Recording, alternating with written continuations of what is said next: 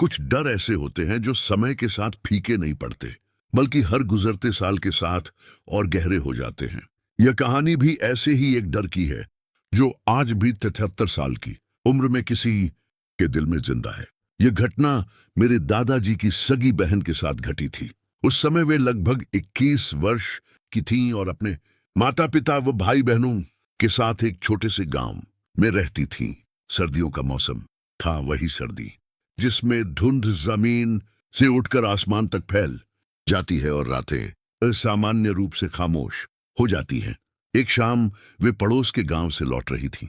दोनों घरों के बीच लगभग 1 किलोमीटर का सुनसान रास्ता था।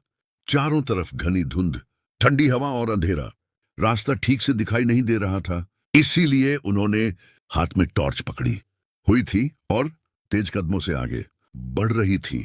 अचानक टॉर्च की रोशनी सड़क के बीच किसी चीज पर पड़ी। पहले तो उन्हें लगा कि कोई जानवर होगा, लेकिन अगले ही पल उनका शरीर सिहर उठा।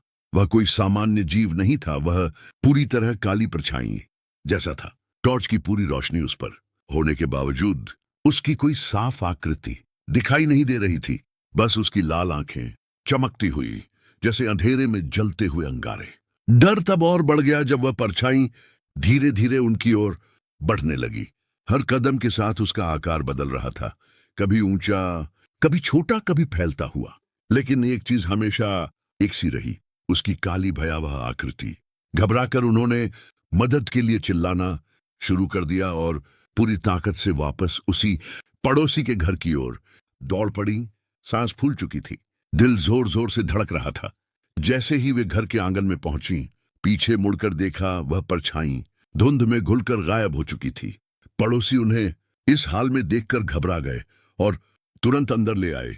उस रात वे डर के हमारे घर से बाहर निकलने को तैयार नहीं थी। उस समय फोन जैसी कोई सुविधा नहीं थी, इसलिए पड़ोसी ने अपने बेटे को, मेरे दादाजी के पिता को, बुलाने भेजा।